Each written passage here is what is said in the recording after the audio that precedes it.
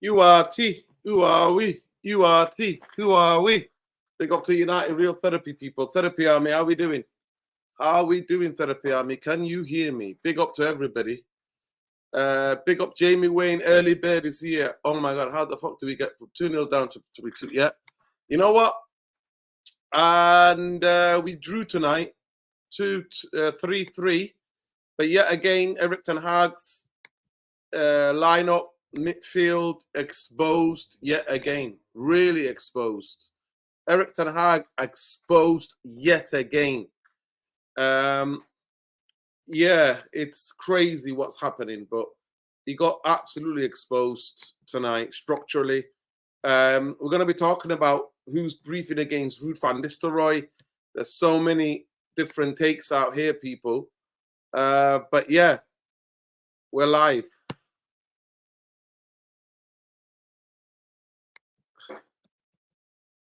Let me just do this. We're live now with.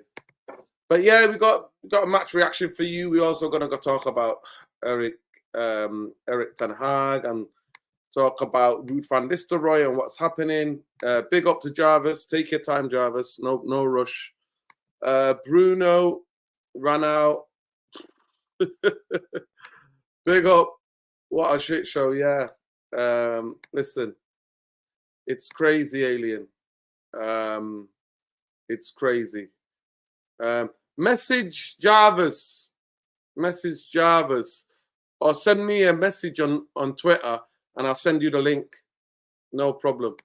Yeah, it's just a bit of a shit show in every way that I look at it. Big up Maguire though for getting that goal to save some of our blushes, because come on, what's the last time we won a game? You know what I mean?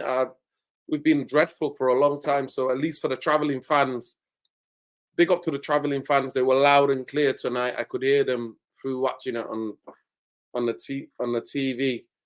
Big up to them. So at least it gives them a hope to the traveling fans.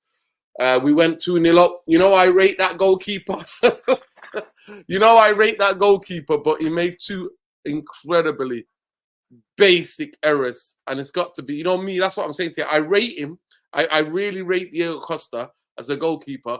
But for the first two goals United scored, both of them shambles, absolute shambles, like amateur basic things. Both of them on his near post, both of them he concedes the two goals. And Manchester United thinking that we're doing well. To be fair, first 15 minutes, 20 minutes, we look all right. And then they got into their rhythm. And then the basketball vacation. How many times have I said to you guys? I told you this from last season, and I flipping told you lot. I told all you lot it had nothing to do with injuries. I told you they had zilch to do with injuries, and this is purely the tactics of this manager. I told you again and again and again, it's purely down to the tactics of this manager. And loads of you were in the chat, loads of the panelists were arguing with me, telling me, no, it's because of the injuries. It's because of the injuries. I'm happy we got a draw for the traveling fans. I got a couple of friends who traveled tonight. So big up to them. Actually, a couple of them are staying over. They're making a bit of a holiday. They're going to have a long weekend. So enjoy Porto. Enjoy the Portuguese food. Enjoy that nice time. But big up, Pete. How are you? But I told you from last season, I genuinely told you, look, like, this had nothing to do with injuries, and it's got everything to do with the way he sets the team up. Please watch that game again. How many times is Bruno, Eriksen, and Casemiro forward, and there's a gap between them and our defense? How many times? How many times does that happen? So at the end of the day, people who are like, oh, this is two injuries. No, it's about playing compact. It's about playing compact. Whatever you're doing, it's about playing compact. Peter, that was a shit show, obviously. I'm happy for the Reds that went there. I got a couple of friends who were there. At least their stay won't be ruined. They can at least, you know, they can grab there's something to hold on to. We didn't get beat again. We didn't get, you know, even though we got embarrassed again, we didn't get beat this time. But how did you see that game? Terrible, Omorodion. Absolutely terrible. Let's talk about Bruno, Mr. Carrot's Head Fernandes. Yeah.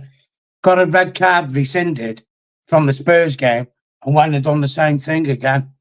Sweet Jesus, man, this guy, like, the curse of giving players a big contract and then they just bomb out as soon as they get it. They bomb out like it's unreal. You know what I mean?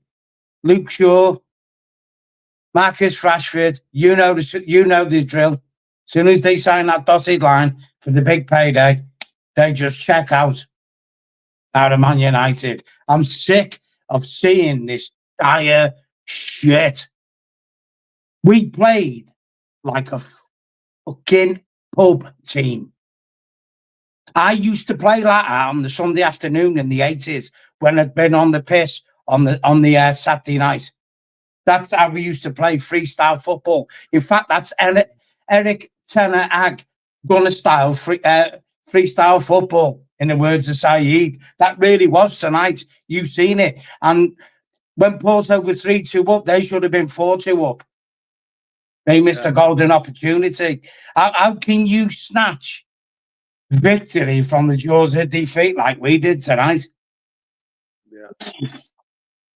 Sack him, gone. Just end it. Please just end it. It's over. Anyone, I don't care whether you're Eric Ten Hag in or out, anything. Believe what your eyes just seen tonight. Forget about the stats. Just forget about it. Just forget about the stats. Yeah? Alvaro Fernandes, a left-back, is balling at Benfica. We went and sold him for peanuts, and now we're shoehorning a right-back, Dallo, at left-back. Yeah. Thank you very much. Ineos, the Ineos effect.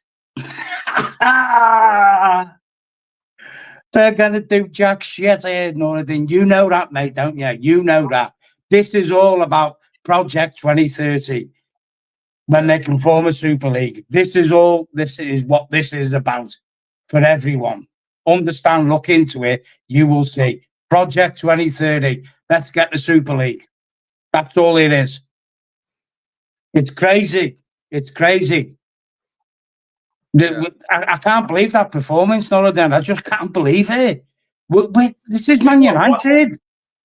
What don't you believe, Pete? I mean, at the end of the day, for me, structurally, like, how many times did you notice? Big up, Tom. Welcome. How many times? Tom. It took one pass to take Eriksen and Casemiro out of the game. One pass in the midfield to take the midfield out of the game. Tom, how did you see that game? Big up to you. How are you? Where are you? Big up. Quickly. Big up Ben. Ben says, of the Irish. He says, big up Tom. Palestine. Nura, thanks again for having me on. I'll say it again, Eric Ten Hag will fail if he picks effing Bruno and he doesn't play Ten Hag. Listen, Ben, are you on Twitter? Let us know. Can I just say this? No, then quick, yeah. The stream I was watching it on, the stream. It was, what's his name? The guy who had cancer, Danny, someone. The Cockney geezer, I can't remember. He came out, listen to this. I fell off my chair laughing. He came out and said, there's more space in Man United's midfield than what there is in Star Trek. Seriously. Fucking hell. Fucking hell. Seriously, he said it. There's more space in Man United's midfield than what there is in Star Trek. I thought, sweet Jesus, man. Is this what? A former footballer, yeah. Who said it? Was it what former footballer is he? Danny somebody said, didn't you? He's a Cockney guy with the glasses. He had cancer a few years back. Footballer. I can't remember his name. Danny something. Yeah, I couldn't believe it when he said it. Cockney. Wow. No, I can't think of anybody. Yeah, somebody please let us know in the chat. Yeah, Cockney with glasses, 90s footballer. Big up to Jarvis. Big up Jarvis. Big up Tom. Where are we? Are we International Man of Mystery or where are we tonight? Just like Manchester United midfield and defence. Where are we, Tom? Where are we? Were they with you? Were they watching the game with you, Tom? Listen, I'm in space with fucking Star Trek and Man United. We're according to Peter, so don't even go there, mate. Easy, man. Yeah. Talk to me. Crazy. Talk to me. Big up to you. Talk to me, Tom. How did you see that game? And then we'll go to Jarvis. What can we say about this guy in European football? Seriously, it's the same. It's a new season, same fucking issue. We went away to Turkey, lads, and we're 2-0 up. We fucked it. We've done the exact same thing here. Listen, I'll give him the players and Ten Hag his credit dues. That first, say, 20 minutes, I thought it was quite good. They looked like they were playing for him. They looked like there was a bit of combination play. The passing looked good. Rashford, to be honest with you, I think he's just ignoring Ten Hag's tactics now about trying to recycle the ball. And I just think he's going on those gun-ho runs, which that's his game, and that's what you need to do with Rashford. You can't. He's not going to be this. Me and Jarvis have discussed this for fucking months, and we bore people on Jarvis's corner every single Monday when we discuss about him. We just say he's a one-dimensional player. Kick it 10 yards and run, and that's what he did tonight. And those Porto defenders, they were scared shitless of him. If we want to face facts, they were, because either they were going to hack him down and they were going to get a penalty, or he was going to get a free way to goal. And listen, he scored. I don't know what your guy Dino's fucking doing, Costa, mate. What the fuck happened tonight? What's going on, mate? Did he have a bad night at the office? Listen, he was terrible. He was absolutely. I said it at the beginning. He made two of the most basic goalkeeping errors you could make. Yeah. I thought it Ronana. Like prime Onana. Unana, literally like Unana. He come up against the guy he wants to replace, and he literally started going shit. Check his bank. I better show him that how he's done. But the two goals we scored, let's not get carried away. I think we I think we attacked a lot. We kept the ball, but the two goals we scored, people, were two complete errors from a goal. Yes. Yeah, they were errors from they hardly ever happen in professional sport. Dino, those type of errors. One of the things that I picked up on, especially, was notice where Eriksen was in both phases of that play. He was in the number 10 role, and he played the simple pass to the right player, the right weight of ball. Like for the first goal, when he played the right pass to Rashford, he was in the number 10 role, not Fernandes. And this myth, and I've said about this before, guys, you don't need legs to play number 10, because if you've got a football IQ and you're brilliant with the ball at your feet, you don't have to be able to run. It's as simple as that. Because your football ability and your IQ makes up for what you lack in energy or work rate with legs. That's it. The only thing you're not going to get with Eriksen is he's not going to press any people. If you want a number 10 for me back in the day doesn't press people. He plays the simple pass and he plays the ball through to your strikers or your forward players. That's what you want. And look, Eriksen played the right passes tonight. I thought he was one of the shining lights of the game. But if I'm going to be really harsh to criticise, sorry, Tom. Jonathan Pearce. No, they didn't. You're gone. Jonathan Pearce. Yeah. Big up. I'm gonna say it for what it is with this duo. Listen, I don't know what the fuck's happened to Martinez ever since these injuries, but the guy, he honestly looks fucking dethroned, lost. I don't know what's going on. Before, guys, you wouldn't even think about him making any mistakes. He's making lots of mistakes now. Yeah. The fact he's not following players. He defends in big spaces. Martinez was only good in his first season when he played a double pivot. Jarvis, Last season, he was bad in the beginning of the season before his injury, and he was bad after injury. He was good in the FA Cup final. Jarvis, reactional play was shocking tonight. His reactions to that defender, to that attacker coming in behind him, it was shocking. When we first brought this guy in, the best ability that he had, guys, was he knew what was around him. He knew where players were around him. He doesn't know where people are around him. Don't even get me started on Delete, mate. You got bullied by a guy who's fucking pretty much the same build as you. He's not quick, that Samu guy. He's not. Listen, he was quite good with the ball at his feet and stuff, and he got in the right areas and they put the ball in his noggin, and he got in the right places. But Delete, the fact of you've been bullied, you can't be bullied at this level of football, guys, in your own penalty box as a defender. Yeah. It's just cynical. And those two at the back together, guys, honestly, they've been a shambles for the last two games. We have to call it out. They've been the money we spent on Delete, and we got rid of Thingy. What's your man's name? Varane, but he's retired because of injury. Not Varane, the other guy, the young guy. Kambala. Kambala, yeah. We got rid of Kambala. We went and spent how many millions on him? Anyone tell me, please, now, sorry, guys, but anyone tell me what's the difference between De Ligt and Harry Maguire besides the age? Oh, Harry Maguire can score goals. Well, let's not bash him. Give him time. He's just arrived. Yeah. Let me just say this. Let me just say this, Tom. Let me just say this quickly. I think the two centre-halves were exposed tonight, and because of our midfield. And the thing that me and Jarvis agree about is that Martinez, when you've got compact team, he defends a lot better. But when there's open wide spaces, no other centre-halves can survive this basketball evocation of football. I'm sorry. No. The midfield and the defense can't survive this. Yeah, especially if you're telling one to invert and play as a midfielder. It's just the two centre-halves against 4 attackers. Well, we've said this 4 weeks ago when we played Liverpool. 4 weeks ago against Liverpool.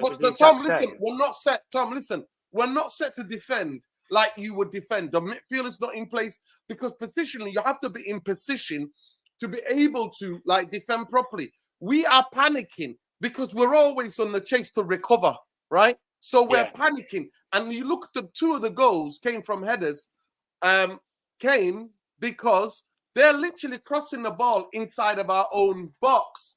And you can't have that because the midfield is supposed to be there shielding it. The fullbacks are supposed to be blocking those balls. So it's just crazy. But let me just get Jarvis and I'll bring you in, Tom. Yeah. Go ahead, Jarvis. How did you see that game tonight? Do you understand what I'm talking about structurally? Do you see that? Can you please understand and see structurally? How many passes did Porto make? How many times did they get behind Casemiro, Eriksen, and Bruno on the ball? And tonight, Bruno actually played more in midfield, if I'm not mistaken. I don't know how people saw it. He played more of a deeper role tonight because we had... Bruno was all over the place. Yeah. But he was majority of the place, he was more in midfield. And he took one... How many times did he take one pass to cut them out and the space between that midfield line and then our line down there? How many times did you see that? Bruno is Bruno. I've given up trying to understand what he's doing on the pitch. Losing the ball a lot of the time. He's running all over the place. I don't know if he operates as a striker, a 9, a 10, a 6, an 8. Sometimes left back, sometimes because he's just all over the place. Bruno today was yet another game that was terrible. Second red card, 2 games in a row. We talked a lot about Bruno, so let's just not. I would like, as Tom said, Eriksen today, brilliant, 2 assists. I think he's controlling the midfield in a good way when we are in possession. Off possession, I think we struggle a little bit because he's a little bit too high up. He's like a number 8/10 sometimes, and he leaves a lot of space for Casemiro. But defensively, Noureddin, today, I think a lot of the problems comes. You say structure, but Porto, they attack in a 3-4-3 formation in a way, and they overloaded our right side all the time. We have one player who didn't do his job defensively, and that was Rashford. I don't know if that's why he was subbed off at halftime, or if he saved him for the Aston Villa game. But his defensive work is dreadful. He was really good going forward today. But I tell you why. Because they have their right back. I think his name is João Mario. He's more of a winger. He's not a defender. Winger. Yeah. So he plays in a 3-4-3, and he's extremely good attacking, but he left a big space. So every time Rashford got the ball, there was space to run into, and João Mario was just running as fast as he could home, and if he was in place, he had just ran 60 meters, sprinted home, so he was tired. So Rashford could just put on his pace and run at him. So, I'm not sure if that's the reason, but defensively, Rashford was terrible, and you saw the goals. They came from crosses from our left side. Yeah. Into the box. Was well. Yeah. Well, but the working conditions for Dallo, he was 1 against 3 sometimes. It's very hard as a fullback to do a good job when you're left with those working conditions. So I would say it was. I'm not blaming Dallo today because I think it's too difficult to defend against 3 guys. And Eriksson was the third man defending on our left side. He was the left midfielder, and Eriksson is not good defensively. So we struggled on that side. But again, maybe it's manager, in-game management. He should have done something faster, but at least he subbed off Rashford at halftime. I think the first 20 minutes, as you said, Nuruddin, was quite good. I think we were compact in a way. What I didn't like against Spurs was our 2 number 10s or how they press. Today they pressed more like this and not flat, so they were easier, but they were very compact. So there was space. But for 20 minutes. Yeah, for 20 minutes. The football is 95 minutes plus. Really? Yeah. Not Ten Hag football. That's 25 minutes. Yeah. So it is what it is. Basketball, football, but it's also invented a shorter game. At the end of the day, we can't say the same as we did against the Spurs. The players didn't give up. We saw when we had the red card, we actually pressed. We managed to get 2 corner kicks and we scored a goal on one of them. And we managed to save a draw. And I would say I'm quite happy with that because I think we deserved at least 1 point, all in all, because we had the first 20 minutes and we showed some morale. So for me, going away against Porto, it's not easy. So a draw is a draw. I'll take it.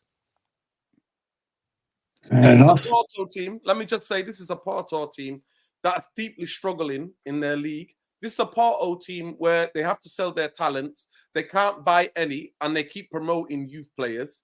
So this we do not play again. The team that they had last season was way better. That was in the Champions League, right? Yeah. They beat Arsenal away last season, right? They had a better players. They had that Arami, who plays now for Inter Milan. They had better players, better operators, but they have to sell to stay afloat.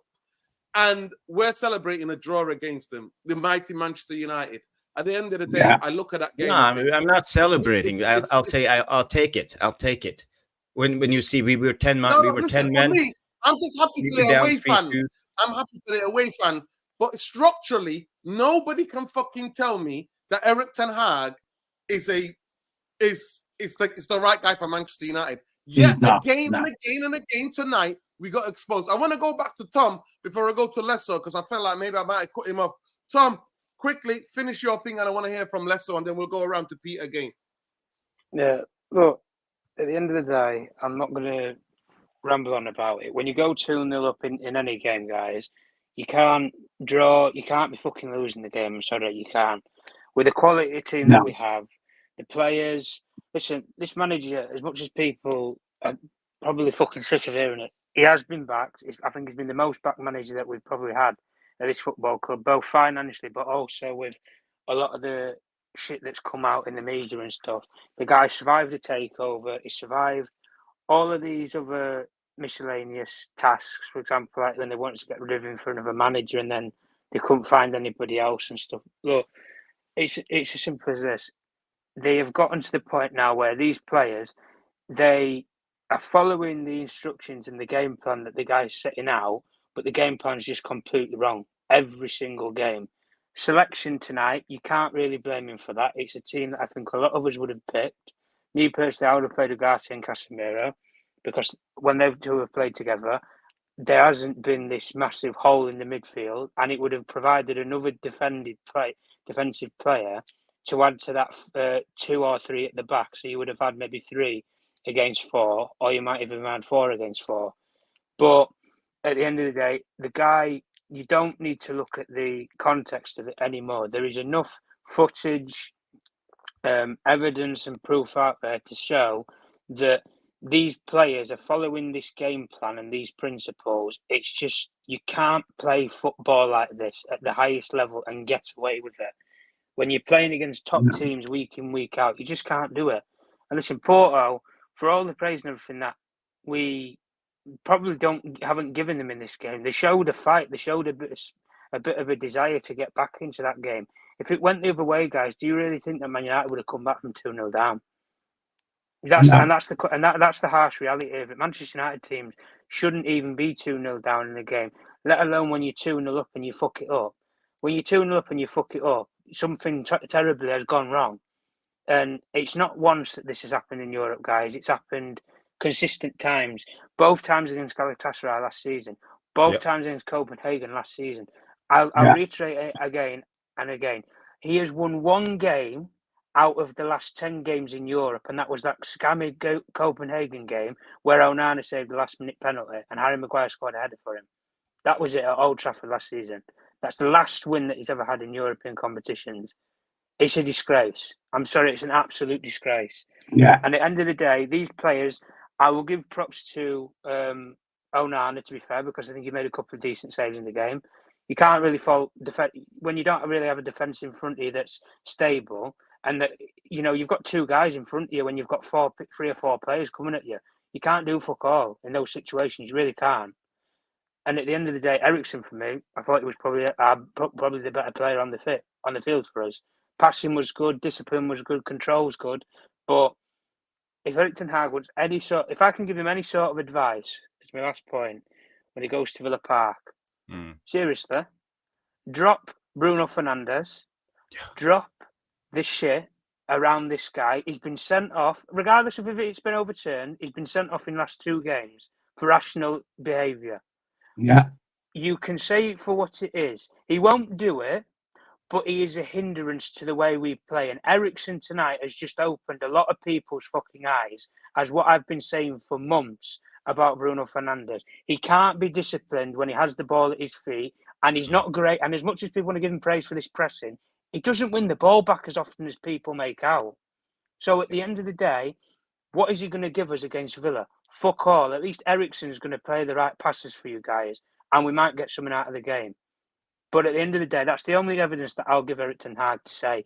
If you want to get a little bit, if you want to leave this football club maybe with a shred of dignity, at least go out playing a team that you believe in. Because I'm sorry, you cannot believe in Bruno Fernandes anymore, Erik Ten Hag.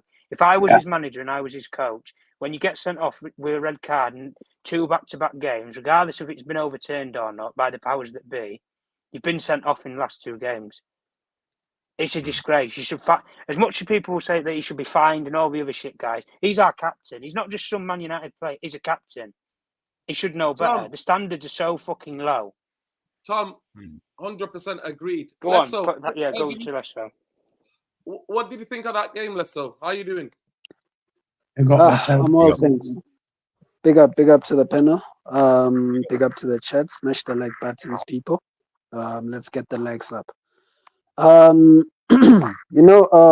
did say that before the game, they're not going to be pushovers. It's not a team, of course, that's not obviously we know from the Champions League from last season, but they're still a team at home that they're very difficult to beat at home. But we had an opportunity to turn it around today, tonight. We had it. And unfortunately, like I said, if he played Bruno, we're not winning a game. We're not going to win the game. It's how you set up for me. It's how you set up.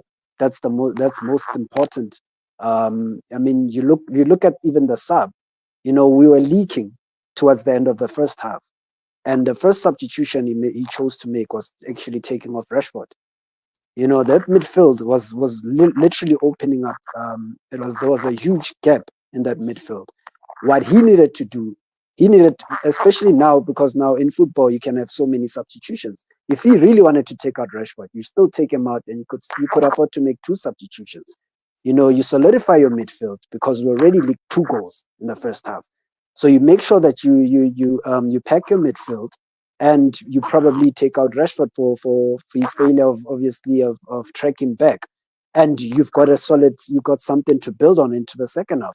Now he didn't do that. He kept Bruno again on the field with Eriksen. That's never a balanced midfield. It's always going to, it may look good for the first 20 minutes or something or so, but overall, it's not going to, it's not throughout the game. It's going to look very shady. You know, he needed some defensive discipline in that midfield. You needed a rock. You know, Casemiro should have played alongside Ugarte. I think that should have been the sub, one of the substitutions. Bruno should have been off the pitch. Eriksen is perfect in the 10. You don't necessarily need legs, like what Tom said. You don't need legs to play in the 10 position. We've seen Modric do it for Real Madrid for so many years, you know, and even win Ballon d'Ors. So it's a position that does not really necessarily require you to have legs, you know, like an 8 or a 6. You know, you need in those positions, it's very crucial to have, you know, for a box-to-box midfielder to have legs and as well as a 6. Now, in terms of, I'd say, the defense is always going to be under pressure. You know, there's no center backs or center backs pairing in the world that can deal with what we're dealing with. You know, personally, it doesn't matter who you get in that center back pairing. If your midfield is not functional, you're left exposed. We've been saying that for a very long time. Man United have been neglecting the midfield area for so many years. It doesn't matter who you buy. You can buy the best 2 pairing center backs in the world and spend about 180 million. But if you do not protect them, it's always going to result in the same problems. You know, some players are going to end up looking like they've lost form, or they're going to end up looking way worse than they should be looking.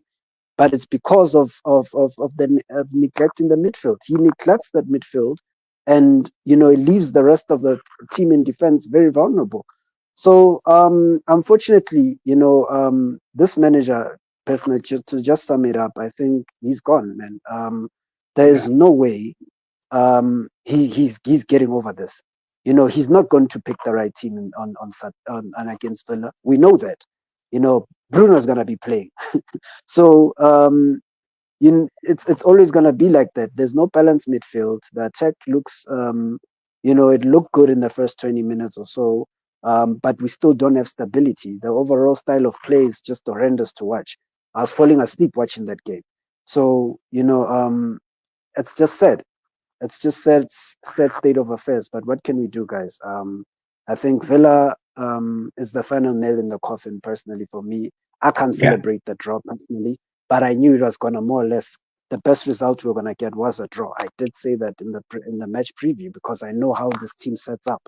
You know, it's not about lack of quality. It's just structurally we are we were just bad. We were bad for many games. So for me, that's just the conclusion. It's just sad state of affairs. But what can we say, guys? Yeah. Big up, Lefso. Yeah, I just want to get these super chats. Big up to Ben. Again, Ben says here, lads, how about a holiday to Dublin for a weekend? Head out for a few pints of the mighty Irish Guinness instead of watching shy Villa game. Big up to you, Ben, for inviting us. Big I up, appreciate Ben. it. Big up of the Irish, of the Celtic. That's what we always say on this channel. I'm pre that United keep Ten Hag from an Arsenal fan. You know, lots of surveys people are doing online, right, about whether they should keep Erik Ten Hag or not.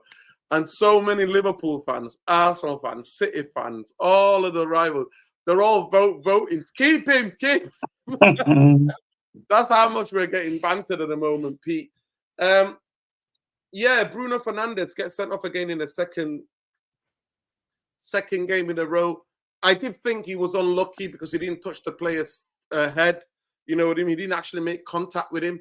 But you know European football. He's played enough of European football to know that every time you raise your feet in European football, remember, as United fans, we all remember Nani against Real Madrid. He was looking at the ball. He controlled it. The Real Madrid defender curled up. And then he got sent off. You know what I mean? It wasn't just a second yellow card, but he got sent off. Old Trafford, that noted him, wasn't it? Yeah, I was there, bro. I was there. That night, we actually played well with 10 men. Really played well, and we were unlucky not to go through that night. And remember me staying and clapping the team. A lot of us stayed, actually. I was on the Stretford end, and we were like singing United songs because we were proud of the players. It was the right way to get out of a game, you know, and to lose a football game. You know what I mean? There's a right way to lose, but do you think there's something else going on with his temperament? Do you think he's feeling it? Do you think he should be taken out of the team? Do you think something to be recognised? Because it can't happen 2 games in a row. Like No. that's not something that happens. Or do you I think he think- was unlucky? Or do you think he was unlucky? I think, you know, how can I put this? With where Bruno comes from, Portugal, they play kind of passionately, don't they? You understand what I'm saying? Kind of Latino players and that. But he's also a petulant player as well, isn't he, Bruno? He's a bit like a kid who gets his hand slapped when he's been found going in the cookie jar, and he's like, well, you can't do that to me because I want what I want. You know what I mean? He's that type of player. He kind of gets frustrated, which is a bad thing because it then clouds his judgment in what he does in a game, doesn't it? You know what I'm saying? When you get frustrated, you can be frustrated in a game, but you got to control your frustrations, haven't you, as well? Because your frustration will lead to stupid challenges, which he's done the last 2 games. Hence, he's had 2 red cards. One's rescinded, and apparently this red card he got today means he misses the Villa game because it's 1 game ban in the Premiership and 1 game ban in Europe. Correct me if I'm wrong, but I think it is.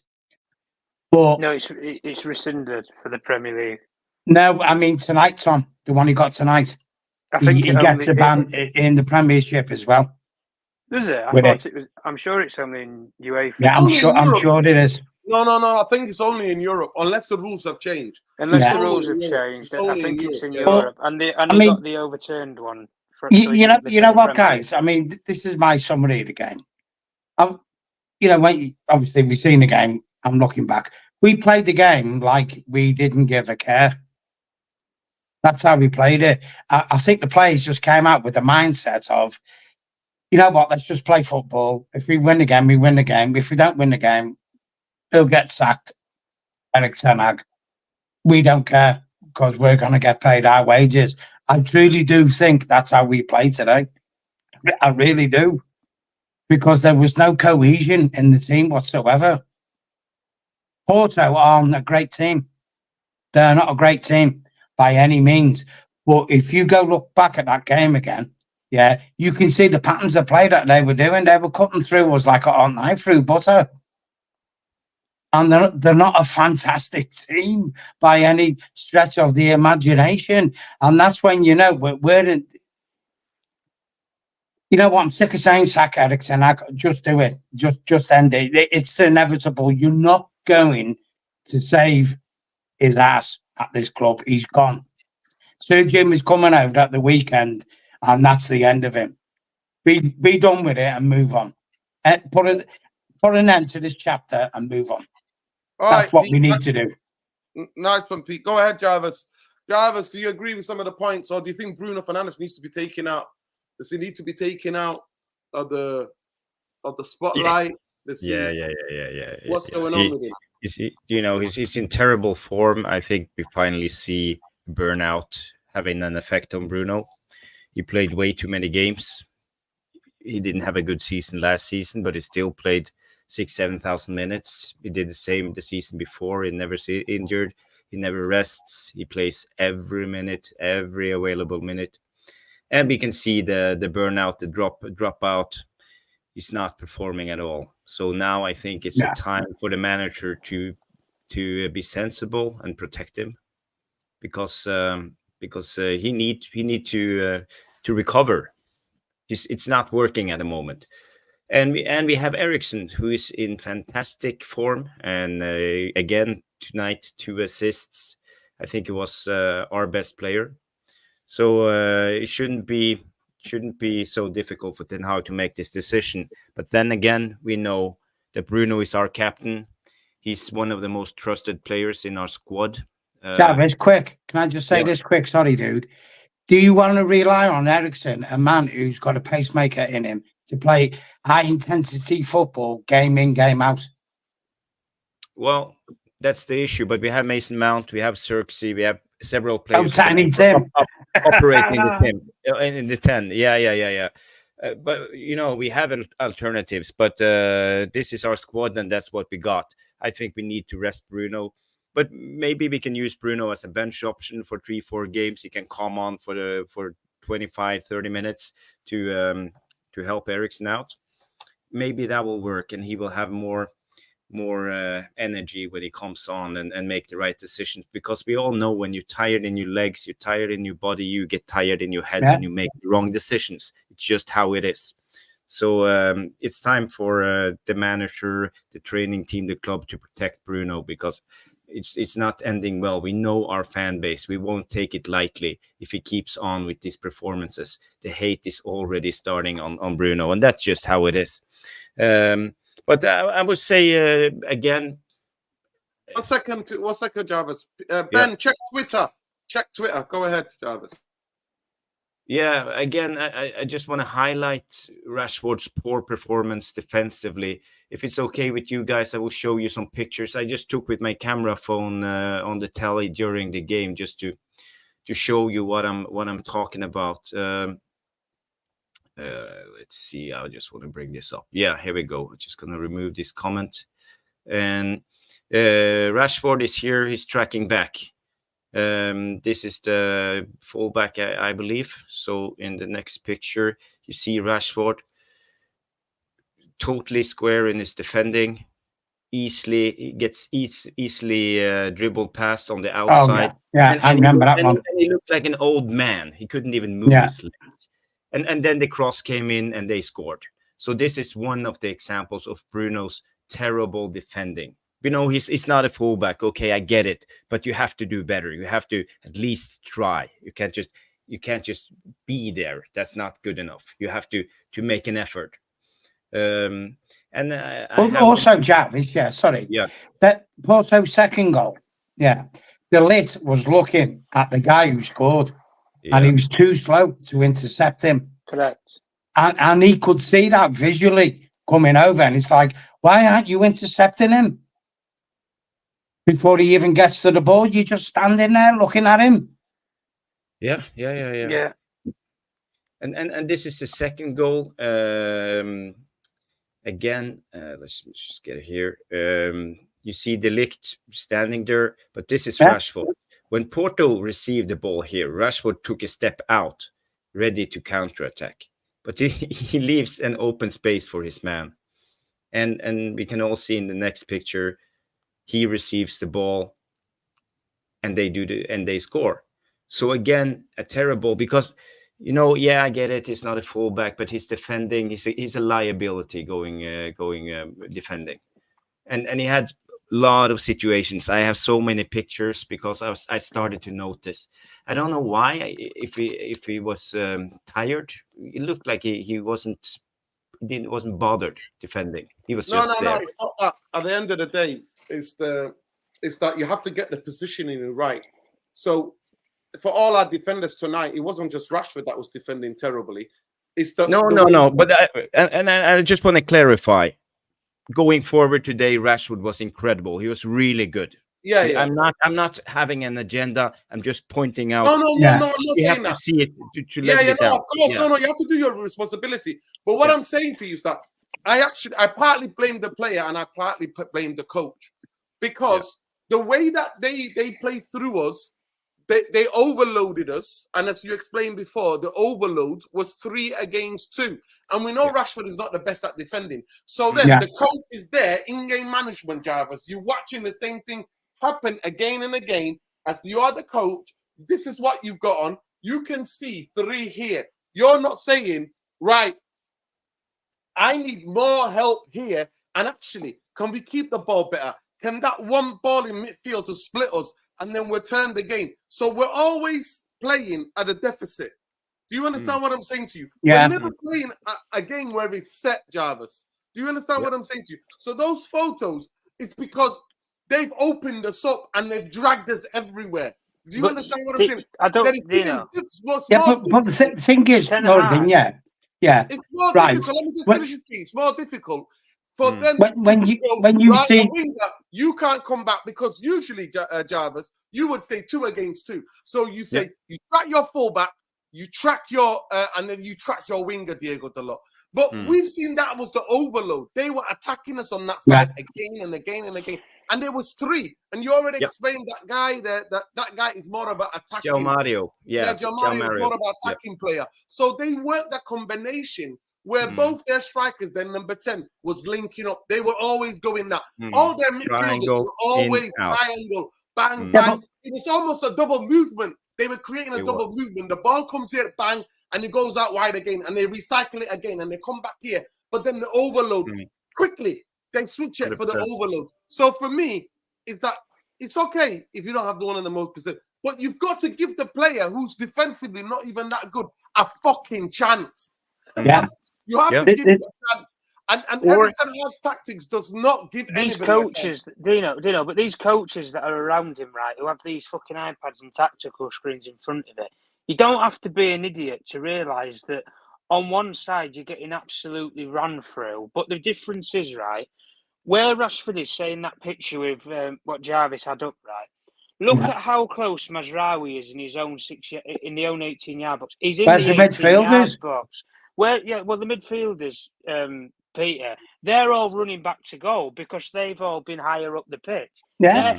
They're all flocking back to their own goal. They're not even at the destination yet before Porto were even putting balls in the box. That's what we mean by the open wide spaces in midfield. But the difference is, on one side of it, where you see where Rashford is in that position, when you look on the opposite side, especially what we saw from the first goal, look at how Mazraoui's positioning was for that. He only knew the player was behind him because he touched him. And then Mazraoui ended up heading the ball towards his own goal.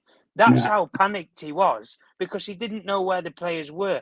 That is tactical, to bring all the players overloading onto one side where the danger is. We've seen this and we got caught out by it against Brighton. All of our team in the last minutes, squeaky bum time of the game, all ran over to one side of our box, did they not, guys? And we were panicking. Watching. Yeah, ball watching, we were panicking. They all ran over to one side of the pitch where the danger was. They've done the exact same thing tonight. And that's why when you see Mazraoui, he doesn't know where the winger is because he's so far into the box. And if it's on the flip side of it, and it's on the opposite side, and you put Ahmad in the position that Rashford is in, Delo's the exact same, napping at the back post, sleeping. Doesn't know where people are around it because the distance of where Delo is and Mazraoui is, either or side, when it's opposite for one another, in that freeze frame that Jarvis showed you, they are in what is called a centre-back zone. They are where the centre-backs are occupied, and they are like 2 or 3 yards away from whichever centre-back is their partner, if you like, on their side. In this instance, you have Mazraoui, who is closer to De Ligt in that instance. When the ball swung in, Mazraoui has to head his own ball towards his own goal. He has nowhere else to put that ball because if he puts it across goal, somebody can just tap it in anyway. Yeah. So he's tried to head it so it goes over the bar and he's completely misjudged it. And Onana's had to pull out a wonder save to stop it. The difference is, guys, in this situation, this is the situation, by the way. Yeah, in this situation, right? You look at Mazraoui, right? Look at how this is what I'm saying. When that ball swung in, you look at how close Mazraoui is already to the centre back. That is left. That is a right-sided centre back's position. That is a centre back's occupied zone. But he's all the way in there.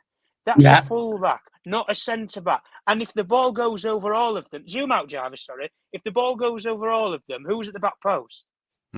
Another. See, there's a player on his own there. That is where Mazraoui should be overlooking. That is where Mazraoui's position should be. He should be targeting that late runner at the back post. But he's not. Because tactically, on one side, that is where the player is occupied. He's occupying the centre-back's position. That is tactical. Because terrible he's defending panicking. from here, Tom. Can I just say terrible defending? It's terrible defending from Diego Dalot as well here. Because look, Martinez,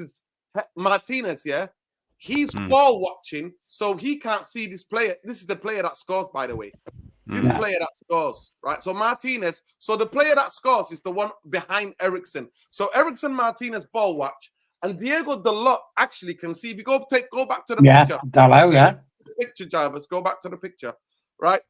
It's the guy next to Eriksen here, number 14, the number 6. He's the one that scores the goal, that right? Guy, Yeah, that guy, Pepê. Where's Diego Dalot? Diego Dalot's watching him. He can also see the guy make the run, but Diego Dalot plays frozen. When we said about this frozen game, man, doesn't he? And at the end of the day, to me, look how lopsided we are. We look very lopsided. There's This was no Brighton, shape though, with defense. Dino. In There's those no- last minutes, no shape. in those last minutes when we played Brighton, Yeah, this is what I Brighton. said. Mm. What did I say, though, guys, Yeah. to all of you before this game about Porto? They have direct wingers who play like split strikers. They're not these players that are going to take the ball to the byline. They're going to play through the fucking middle of the box. Pepê for the first goal. Where is he, guys? He's in a central striker's position. How many times do we see Mohamed Salah do that in the Premier League, like a split striker role, more than a wide play? We see it so many times in the Premier League from players. Yeah. Watkins is the exact same player at the wicket. Watkins will do that shit to you at the weekend. Mark my words, he will do it to you. And the difference is, even with Samu, the guy who the fucking centre forward in the end, when De Ligt's caught on the ball, when he's caught in that sort of phase of play, we say this about Maguire, and we're very critical of him. And listen, he's new to the league, I understand that. And we're going to give him a chance. I'm going to give him a chance if Ten Hag's the manager or not. Because I do think there is a good player there. I saw a great player a couple of years ago at Ajax. So I know that there's a good player in there. It just takes a coach to get it out of them. This guy, when you look at the tactical instructions he's giving his players, even from set pieces, guys, we're still doing the same zonal marking bollocks where you have 3 players in front. You can't do that at the highest level. Zonal marking, it's been factually proven, it doesn't work. When you're trying to block crosses coming in the box, we're using zonal systeming to track Well, players. it's a hybrid. It's both. It's Jarvis, both man marking and Yeah. stuff. Hybrid, Some players have zone, some players hybriding are at this, following. but hybriding at this level of football cannot get you so far. And what I showed you there before, when Mazraoui was in a centre back occupied position, right? When you use zonal marking, that doesn't happen because the centre back picks up the number 9 or one of the front 3. Mazraoui's role isn't to track a centre forward or a midfielder; it's to track a winger. Yeah. Midfielders track midfielders, fullbacks attract wingers, and centre backs attract number 9s or strikers. That's how football has always been, plain and simple. So at the end of the day, when we are all overloaded and lopsided on one end of the pitch, it's Brighton 2.0 in that last goal, where the whole team shift to one side of the pitch where the danger is, and we're panicking. And the reason why they're panicking, guys, is the pressure's on them. They've conceded 3 goals at Spurs, and it doesn't surprise me that they've done the same thing tonight. The pressure is only mounting, not on Ten Hag, but these players. Because at the end of the day, these players, love it or hate it, guys, they have futures at this football club. And if a new manager comes in, there's no guarantee that they're going to be here anyway. A lot of them. So at the end of the day, the phases of play that we have conceded from again tonight, guys, we have seen culpable already this season. That late run that we saw through the middle of our whole team at FC20, we saw it again against Spurs. The same goals that we conceded at Brighton, the final goal in particular, we've just seen 2 highlights of it in this game again. Players ball watching or run to the danger. You can't do that at high level football. You have to be smarter than that. And at the end of the day, the instructions that Ten Hag is giving his defenders is just shocking. He's putting them completely out of block.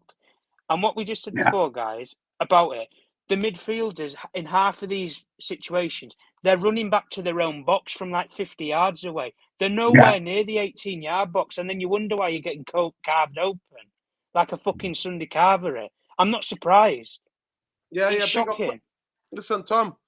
Listen, to me, I think the structural, I can't be too hard on individual players when the team is structurally set up not the right way. Big up, Ben. Ben's joined us, of the Irish. Big up, guys. Big up. How you doing, Ben? I'm all good. How are we? How did you see the game? Fucking embarrassing, mate. Just embarrassing. Absolutely embarrassing. And you know what? I'm first things first. I've seen a lot of people on Twitter like scapegoating Diego Dalot. Although he hasn't played well recently, but at the end of the day, he's playing left back. He's not a left back. He's meant to be a right back. He's always played his best football as a right back. So just get that out of the way. I'm not here to scapegoat players because I think that our squad isn't as bad as what people say it is. Obviously, apart from Bruno and obviously Rashford. Obviously, as soon as I seen the starting lineup, it's the same mistakes as same old mistakes. He keeps picking the wrong lineup. Bruno Fernandes and Rashford. Yeah, obviously, I'd say Rashford had a good game today. I'll give him big credit for that. Thought he took his man on. I don't know who the right back is for Porto, but he got cooked by fucking Rashford, so he did. Joe Mario. Yeah, John Yeah, Mario. well, Yeah. So he Or played. Zé Mario. Sorry. So I thought Rashford played well. I Ben, thought can you just Højlund. hold on? Ben, can you just hold on? Yep. Sorry, I didn't mean to, Owanski. Big up to you. Eric Ten Hag has allowed this culture of impunity to fester. Players feel like they can do anything without consequences. He has no leverage. He's toothless. Big up to you, Owanski. I'll never miss your super chat. Don't you worry. Go ahead, Ben. Sorry. No, but like I said, I thought Rashford played well. I thought Højlund looked bright. Like, you know, he looked something fresh, obviously, when he obviously started. And then I think at the end of the day, it just comes down to formation. Like, you just can't, like, I seen you, Jarvis, there, the previous reaction. You showed a picture of Bruno and Xerxes in the Spurs game. Yeah. And I seen the press play, and I seen Bruno was further than Xerxes. As I said, and I know obviously Ten Hag's trying to play this 4-2-4 in defensively, but this is what's feeling Ten Hag. It just proves that you just can't play 4-4-2 or 4-2-4 in this modern day. You just can't. This is why that this midfield has been so left open for the start of the season, and obviously last season as well, when he tried with Mason Mount and Bruno in the 10. So you're right. The two strikers or the two number 10s, they are useless because they don't do nothing. They don't easily do nothing. overplayed. They don't do nothing. And when they press, it's easy. It's actually called a pump press. Exactly. You pump with one, and the other one goes behind. So you pump up and you pump down. So this is how we do it. But now in modern football, you can easily fix it because you just split your center back wide, and suddenly you have two strikers who are wide open and are not connected. So you're easily overplayed. So it's a bad tactic in a way when you try to press high. Yeah, exactly. I mean, for me, listen, the big thing for me is that tonight you should have took Bruno out for getting himself sent off. Should have punished him for that, and then played Eriksen and just put Againt next to Casemiro. Facts. Yep. That's all you have to do tonight. It's not rocket science. And all he would have said to Casemiro and Againt, guys, no more big holes. Play compact. Stay closer to your back four, you know, and you got Diego Dalot inverting, so you'll have three in there, you know. Yeah. And you know what? You say to him, when the ball goes on the other side, please just make sure you get goal side. These are fucking basic things. These are not complicated. Eric Ten Hag is complicating the football. Go and finish up, Ben. Yeah, so, I mean, I felt sorry for, obviously, like, it was kind of shambolic from Martinez and De Ligt tonight. They were absolutely just embarrassing. Like, you can't let, like, Porto striker get, you know, that many goals and get that much space in our box. You know, especially that was it the third goal that he I mean, De Ligt just missed the man and just obviously just put it. Now it was a lovely finish, to be fair. But like I said, I think what's important is obviously it's good news that Lenny Euro's coming back after the international break, which means that obviously he'll be knocking on both De Ligt's door and Martinez's door. And also, I don't really rate him. I thought he played all right when he came on. Maguire, obviously he's just saved Ten Hag's job as of now. But you know, it's, you know, at the end of the day, I think ever since Maguire had that captaincy taken off him, I think he has got better, but I still think he needs to fucking go along with Bruno and Rashford. But it's still good to see. This is why rotation is so key for not only just obviously for the midfield and the attack, but for the defense as well. Because look at City. City have different centre back partnerships every week as well. So I think what Martinez or De Ligt needs to do once Euro comes back is sit one of them out and play Euro and Evans, or Euro Maguire, or Euro and play back three. Do something different. Yep. Play back three. It's not fucking hard. You know what formations you can use in football and what you can't. It's simple. Managers change formations all the time when shit goes wrong. So I don't understand why you can't fucking do it. It's 3-1-6 shit. Listen, when people make these formations and that, he's brought a formation that he's only ever used in Holland, and that's only been ever successful in Holland, a 3-1-6. It's never been used in Europe where it's been successful. Frank de Boer brought that style to Palace. He couldn't win a fucking game. That's actually, Tom, outside of Europe. Tom, Listen, if I can interrupt, One second. the 3-1-6 was successful for Ange. Postecoglou, With yeah, Spurs 100%. Yeah. against No, Man U because because he played Eric Ten Hag's fabled 3-1-6 system and handed him his ass. Mm. facts. It's about Let me just get execution. this. Let me just get this. Big up Khalees Ramadine Lassie. Make sure people you follow Khalees on Twitter at Khalees Ramadine Lassie. Say Big his up. name here. Big up to him. Chief Editor United Real Therapy. This to me is fascinating. Oh, Since fucking Eric Ten Hag joined the club in 2020, no Premier League club has conceded 3 or more goals in a match more times in all competition than Manchester United. 24. Oh, man. I'm sorry to say, but that's structural. That is structural. That is not on players.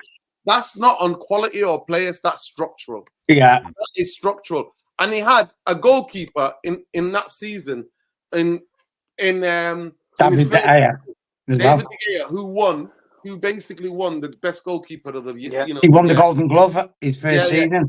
kept the most clean sheets, and actually in that season made incredible saves. Yeah. So this idea The that Arsenal game, Noureddin, remember that one? yeah, but listen, this idea that we had that is to me, this is like for me, the idea Ben saying, oh, he's kept his job. I'm like, nah. At the end of the day, you can't just look at 2 games, 3 games, 4 games. You make an assessment on the manager and structurally what he's doing over the last season. And I told you all, by the way, it had nothing to do with injuries. The basketballification of football we were playing had nothing effing to do with injuries. It was structural. And some of you were arguing with me till the cows come home. But this to me is worrying. And the idea that something has changed tonight because Maguire got an equalizer. I'm just happy for the fans that went there. I got a couple of friends who have gone there. They're staying over the weekend. Yeah. They're enjoying that beautiful city, Porto. And I don't know if you've ever been to Portugal, people, but it's a lovely city. Nice food. So they're going to make a weekend of it. But other than that, there isn't anything, people. Like, it's the bare minimum. And this is a weakened Porto team who lost one of the best figures last season, one of their strikers. He now plays for Inter Milan. And in the Champions League the other night, he was setting up goals. You've seen the standards drop. They were in the Champions League last season. This season, they're in the Europa League. And they're just playing with youngsters. I mean, a young guy came on tonight, 17 years old, made his debut. So you got people coming on, making their debut. It's crazy. I mean, you know what, guys? You look at this, our left back problem, yeah? Look at Alvaro Fernandes at Benfica balling. Yeah. Joke. We sold him for peanuts, knowing we didn't have a fit left back. Someone explain that to me, please. Just explain that to me. You haven't got a fit left back. You've got a promising left back, especially and Willie Campbell as well as a centre back. You let him go for peanuts, and you're struggling. It's like apparently Fernandes had a good game last night, didn't he? Well, he did. He's man of the match. Yeah. Wow. Benfica. Mason, Noureddin, here's the trend. Mason Greenwood balling, Scott McTominay balling, Alvaro Fernandes balling, Campbell balling. You're getting the trend. They've all left Man United and they're all becoming the players they should be. Wow, gee whiz. It's going to be interesting. Listen, I just want to go to the comments that Ruud van Nistelrooy. So with this breaking news today, right? Ruud van Nistelrooy. People, this is mad what's going on. So somebody's going after Ruud van Nistelrooy. Somebody is seriously going after Ruud van Nistelrooy because obviously people are hearing that Ruud van Nistelrooy could be the guy who replaces Eric Ten Hag. And some of the things that have been said about Ruud is just crazy. Honestly, I cannot like imagine. So basically, this is what they said, right? So this is what some people have. Some guy called Sammy McCobel 181, right? This is what he said. Van Nistelrooy's agent has spent more time in Manchester than recent weeks. PSV players had grave concerns about his coaching abilities. Players have felt that he was too stubborn and willing to adapt. Wow, I wonder who's he like. Is it something about the Dutch managers? Or are they just is it a Dutch thing? And then they said number of players approached the PSV board with concerns. Obviously, he left 2 games he resigned the season. But yeah, so there's been a bit of like conspiracy going on. They're saying it's Zeg this is the Eric Ten Hag agency, sport agency that have been on it. So, yeah, it's crazy. But what do you guys think? I'll go to Jarvis first. No, I'll go to Lesso first, actually. Yeah, go to Lesso. We need 350. Sorry, we need at least 270 likes. Come on. 70 likes. Smash the likes on a video. Come on. Come on, people. Come on. Lesso, I don't know if these are just made up stuff and people are trying to create stir, but we have to. It's a news. I don't know if it's conspiracy, but apparently he's been criticized saying that, and they choose the wording stubborn. So they're taking a thing saying if this guy thinks gonna save you, he's more stubborn than Ten Hag. You know what I mean? That the players went to the board to talk about him. So what do you think he has done? Let me just give a bit of context. Ruud van Nistelrooy actually started his coaching. Nobody thought he wanted to be a coach, really. He's not the player that when his playing career, you ever thought, oh, he's going to be a coach or he's going to be a manager. But he did his UEFA. Obviously, he's from PSV. That's his club. He coached under 18, under 20s. He did it. He worked it up in a couple of years. I actually watched this thing that he gave a lecture at, I think it was Oxford University, talking about football and his time and stuff like that, which was very interesting. A footballer do that, but he then got the job. Obviously, they were selling young players that were talented, and they weren't giving him any money, and that's why he left. So, in that context, is there anything to this Ruud? Is there people try to basically brief against him? Is this true? Seg brief, definitely. Is that a brief? Do you believe that's a brief? Ten Hag's spot. Fucking No, CJ. No, this has got more twist than bloody hell was. This has got more twist, right, than telenovela. If you know telenovela, then you know what I'm talking about. You know what I mean? That's Spanish telenovela. You know these 100. There's about 500 episodes in the series, and they always leave it on the somebody doing that, driving somebody. So you can't write this because it's Manchester United. It's the comedy of a comedy. Honestly, you can't write it. It's tragedy. It's comedy. So what do you think of it? And people, think about your answers because you're gonna get the same question. Big up. Go ahead, and then pass it on. Okay. Well, just before I answer that, Pelistri also scored last game, by the way, just not to add injury to the salt there. But with regards to the Pelistri. Palestra. Palestri. Oh, Pelistri. Pelistri scored. Okay, big up Pelistri.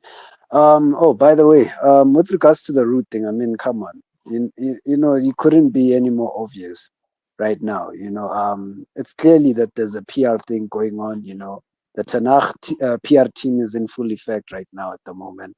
It's not looking good for him in terms of that. So they'll try and throw out names like Southgate, and they'll try and throw out things like Ruud van Nistelrooy out there as well, because the so-called rumors came out not so long ago about Ruud wanting the job.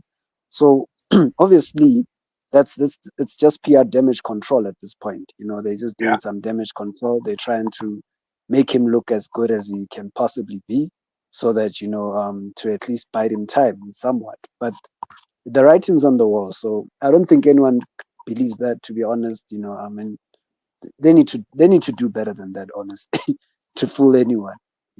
But yeah. You're mute, Meriden. Yeah, I'm mute. Go ahead, Tom. Big up France, by the way. Big up France. He said Ruud full-time would be a disaster. He can have the interim job until we get somebody suitable. And 100% I agree. But we can't also ignore that if he shows us enough, that is enough sustainable, that we can't just root him out. He'll have to apply for the job, obviously. But it's interesting. For me, I don't do one rule fits all unless Manchester United, for me, if they get rid of Eric Ten Hag, have to have somebody in mind who they want the job. Their guy, their man to back, right? If they can't get him, then that doesn't mean that you hold on to this disaster class, what we're watching, basketball, football, right? You give Ruud till the end of the season, or till Christmas, or till January, maybe. But at the end of the day, I'm not. And I think Ineos can bottle it. And Ineos can do and give Eric Ten Hag the full season, because in every little press conference, Eric Ten Hag saying wait till the end of the season. The past 3-4 press conferences, Eric Ten Hag sounded like a broken record. He's like, wait till the end of the season. Wait. I've won trophies. I've got 8 trophies in 6 years. So he's letting people know. So he must have some reassurance. Go ahead, Tom. But are they being briefed against? Is Ruud getting briefed against? Do you know what? Research. Somebody's done opposition research on Ruud. Do you know what, right? The amount of shit that comes out of our club. By the way, you got a yellow card tonight. Can I just say this? Yeah. Martin Cone, ex-Arsenal player, came to criticize him. And tonight he got a yellow card. He actually argued with the referee. We took one for Eric. Yeah, we took one for Eric indeed. Yeah. Listen, there's so much shit that comes out of our football club, and we don't know what's true or what's not right. We're on about building this new stadium that's going to cost like £2 or £3 billion. Sign a fucking 5-year contract with Netflix or Amazon or some bullshit, and sign these documentary series, and let's actually see what goes on at our football club day to day, because it's a fucking comedy circus. It really is. You're having all this shit about agents. Agents run our football club. You'd think that, honestly. For the last 10 years, they did do anyway. Listen, the only difference is, Ruud, if Ten Hag goes after Villa, they've got 2 weeks. They have to have somebody there. Ruud's Ruud's almost that fall guy. Is the guy that's left over. So you might as well just give him it and do a Michael Carrick like what they did before and said, look, here you go. You can have the keys for maybe. Well, you might coach a game. You might not. We might only put you in over the international break. And we might already find somebody. The difference is, Ineos, every football club, I don't care who they are, they have a safety net plan. If something goes wrong in the season, like the manager moves up. Listen, it's not just that managers get sacked. Some managers get taken from clubs, and then they have a safety plan that if they need to appoint someone mid-season and stuff. All these clubs have it. Manchester United won't be they're just different as that. So at the end of the day, if SEG, this Eric Ten Hag's agency, listen, they've done a lot of fucking waffling with players at Manchester United. They've got a lot of their clients in at Manchester United because of Eric Ten Hag. Rasmus Højlund is one of them. Correct me if I'm wrong, guys. I think there's a couple more. Amrabat, I think, was with them as well. The Ten Hag's agent as well. I don't know for sure either. I think Rene Hack's actually a part of SEG's agency as well.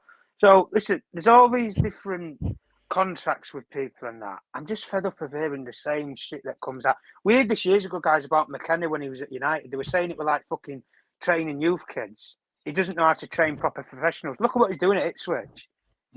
At the end of the day, what I'd like to see anyways, is to do move on from Ten Hag. I'm not here for this. Give Ruud till the end of the season and all this. There's far too much still to play for, guys. You can put Ruud in situ for 2 weeks, sit on it, but after that 2 weeks is up, I want to know who we're getting, or you're at least negotiating with that one person. We need a manager, a permanent manager this season. Listen, fuck Ollie. He can stay fishing in Norway for all I care, mate. I hope the boat capsizes. Is at the wheel. I'm not here for the wheel. Listen, that guy stole 3 years of my life I am never going to get back. He took me on a dream that we were going to fucking Neverland. Yeah, we ended up in the fucking Netherlands and got to be fair though, Tom, Ollie's the only manager who beat Pep Guardiola 3 times in one season. It's a great record. Thomas Tuchel's done the same thing. He's a shit coach. It doesn't make much difference. Thomas Frank has done the same thing, I think. And so has what's his name? The old manager of Crystal Palace. Roy Hodgson. Roy Hodgson's done him a couple of times. Yeah. Listen, but by the by about it all, I'm just fed up for the same shit regurgitating out in the football club. If they move on from Ten Hag, listen, put Ruud in for 2 weeks, that's fine. But I want to see someone permanent coming this season. There's far too much still to play for. And we haven't got a shit team, guys. We've just got a shit manager who can't get the instructions across these players. Yeah. That's it. Yeah, that's it.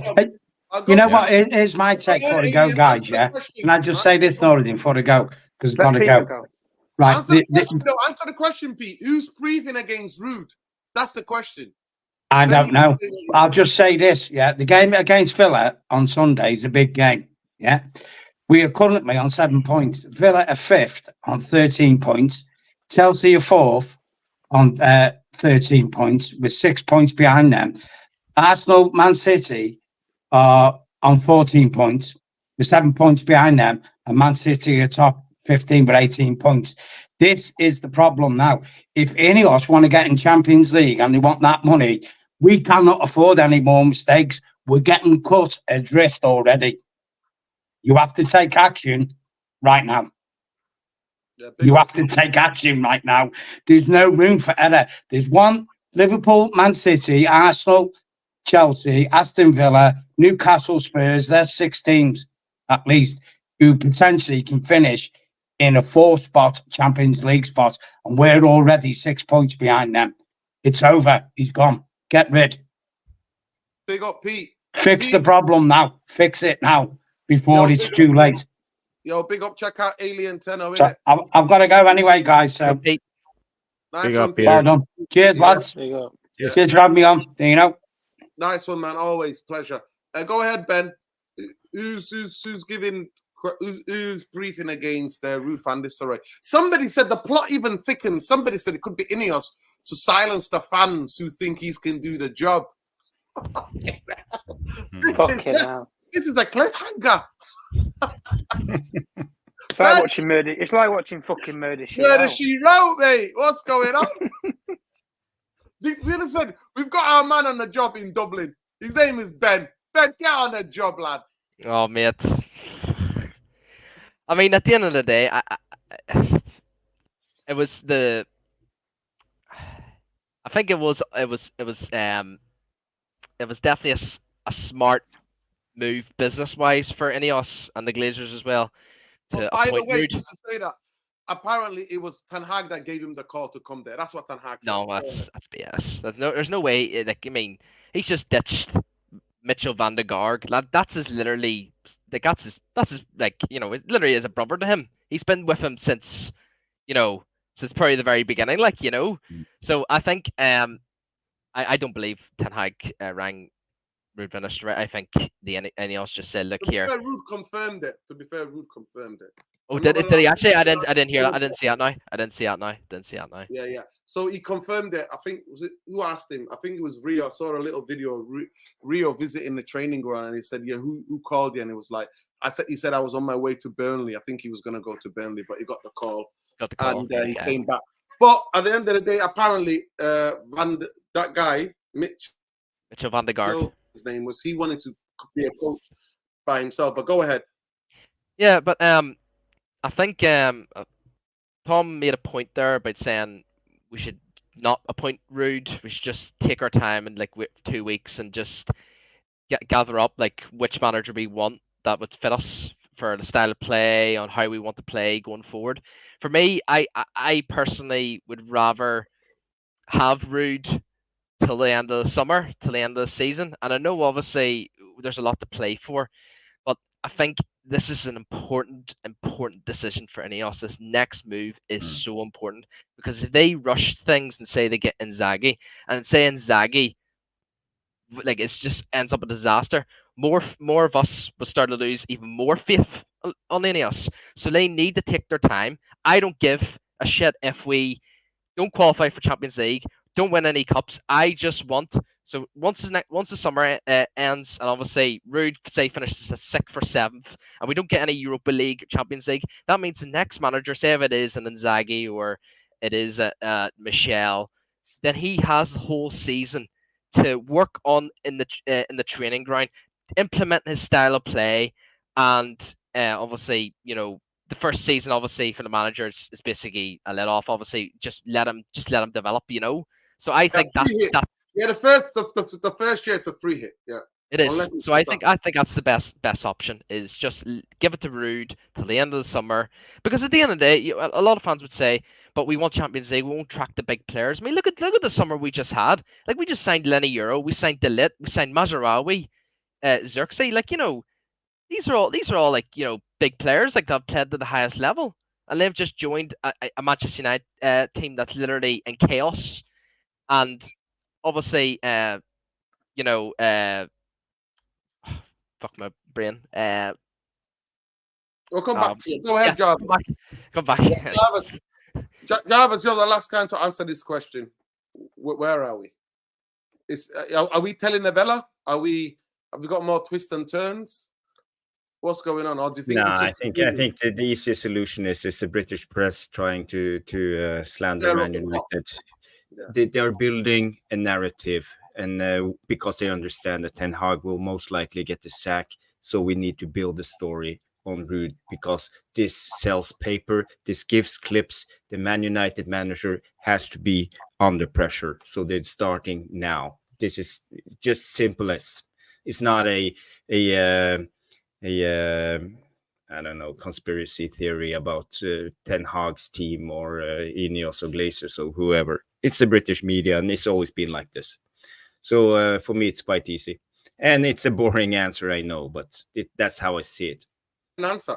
No, it's not. No, listen, there's no boring or exciting answer. It's just what your opinion is on this channel. We keep it 100%. But people, please, let me see how many likes we got. Are we reached 260 yet? If we haven't got 260 at least, we've had more than 300 people in here each time. So let me just have a look at the likes. And you know what? People are not subscribed. No, we have not. Shame on you. We're not even 250. That is just 244. Come on. Yes, it's not that easy. Give us a like. Like the video. Like the video, people. Like the video. If you like the video, I will give you more insight on Rashford's bad defensive performance because I have more clips. But not if you don't. You need to go to 250. I'll show you the clips. Please. Yeah. You get to 260, definitely. The clips are coming out. Yeah, okay. Clips are coming out. Yeah. Well, how do I feel about it? I just think, yeah, there's some of it to it, what Jarvis said. But I also think it's people maneuvering themselves and positioning themselves because Ruud is become like, I always say in it, Manchester United we always need a scapegoat and we always need a savior. And that comes from 12 years of disillusionment and 20 years of Glazer ownership, right? Patrice Evra was on a podcast and he basically said Fergie didn't want to retire and he asked for 200 million. He said, bring Ronaldo back. Ronaldo was 100% going to sign and we were going to get, what's his name? Gareth Bale. So he could have had those two players. Can you imagine? Manchester United are challenging for Champions League with those two players. And we could have signed some of the players as well. So, the Glazers have done that after Fergie even covered up for them. Can you imagine that? We signed Obertan, Michael Owen on a free, and Valencia for 17 million after we sold Ronaldo for 80 million, right? And that guy covered up for them, come out, still covers up for them. And they come back him, the most successful manager in Manchester United history. And he was asking. Ronaldo wanted to come back, probably the best player in the world at that time. And the Glazers were like, no. Like, that's what we are. So, in terms of understanding Manchester United, where we've been, disillusionment, we're always going, this player, that player, this manager, that manager. No, it's the club in terms of how toxic we've been, how rotten we are to the core, how things just go against us. And it's going to take, it took years for this to set in and to really be like, to be comfortable. And now it's going to take years to get this rot out, right? So for me, I genuinely don't think things are going to happen. But I'm not asking for Manchester United to win a league. I'm not asking for Manchester United to challenge for Champions League. I'm just sick and tired. I want to be able to watch my team and go, oh, my team's set up structurally right. Win, lose or draw, we're set up right. Actually, the manager knows what he's doing. The players understand what the manager is asking. And you know what? We don't look like we're conceding too many goals that are unnecessary. And we're not playing basketballification of football. So in this sense, do I think, no, but I haven't got a glass to the future. I usually have, but I don't with Ruud. I don't know because he's another manager that managing the Eredivisie. If all being honest, you know what I mean? He's another guy. And I'm like, go and get the guy, give them the 25 million, sack everything out, go and get Areola. Go and get Areola. Yeah. Areola, within 3 months, Manchester United would have a very structured, functioning team that's scoring goals. That's just me, people. But yeah, how many likes have we got? Because I'm really tired, man. I'm really tired. I've been out all day, all last night, mad hours. Supporting some family. So I'm exhausted. I wasn't even going to do this tonight. It was a give and go. I wasn't, but that just shows you therapy army. Even when I'm not there mentally, I have to 255. come and do this. I have to come and do 255. this. Yeah, go ahead, Jarvis. Yeah, 254 likes actually. We are 254, so we are 6 likes away. Then again, guys, what do you think? Do you think we can keep Ten Hag until and he can turn it around? Is there no chance for this to turn around? Because we know it's a new team. We brought in, I don't know, 5 to 6 players. Ten Hag said it himself today. We need to judge him at the end of the season. And as you said, things takes time both ways. When the Glazers came in, we still were winning. But after a couple of years, we saw what the decline really happened. So now, we have been in a bad place. Ten Hag has been in a real footballing structure since, I would say, the end of May, and he was properly back this summer. But he's not Jesus. He can't perform miracles. We all know that. So it will take a little bit of time. So that's why I always said I will give him till the end of the season before I'll properly judge him, because then he will have had a whole season with his team. And I don't think it's like a quick fix. I think it will take time, and I think we have to be realistic. And as someone mentioned, I think it was the Brom who mentioned in the chat that we would never going to get top 4 anyway, because Liverpool, Arsenal, Manchester City are the top 3 teams, and then we have Spurs, we have Villa, we have Chelsea. We are probably at best the 7th best team in the league. And that's how we are. And maybe then we have Brightons and we have other teams that we are like competing for. So that's our level at the moment. Are we expecting miracles? I 100% disagree, Jarvis. Do you know why I disagree? Do you think we're better than those teams? Yeah, I think we're better than a lot of those teams. And I think, we've got better players, better talent players than those teams. So let me just finish. Let me just make this point. I think we just need a coach that realizes the types of players that he has, who doesn't misprofile players, who understands the type of players that he has, and sets them up in a way where we're not conceding goals. In all the time is there. This stat, nowhere to hide, Jarvis. I'm really afraid. There's certain stats that there's nowhere to hide, and they need context, yeah? This stat about Erik Ten Hag, he's got nowhere to go. He has nowhere to go. Because even on his first season, guess what? He was super defensive. You remember? He was super defensive. And yet again, we're conceding so many goals. With David De Gea, who won the goalkeeper of the year. So this idea for me doesn't... I keep watching it. Why do you think in the February, remember, me and you were on here and we called it. By the way, we were also right about Kobe. We said Kobe will get injured if he doesn't get rested. Yeah. See, it's not like we've not watched football before. We can see what's coming. But I said to you, his football is not sustainable. This is in the February, March. And I was telling you, this football is not sustainable. And even that's when he played quite tight, because I was like, we don't score enough goals. We don't sustain the ball up the pitch more. This is not a functioning team after he's been there for 7 months. I didn't judge him because he won the Haribo Cup.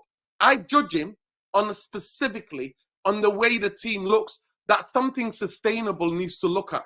And I've seen lesser coaches, lesser players, lesser gifted footballers in this fucking country. Do you think that Bournemouth have got better players than us? Do you think Brighton have better players than Manchester United? Do you think that West Ham have better players than Manchester United in terms of us as a squad?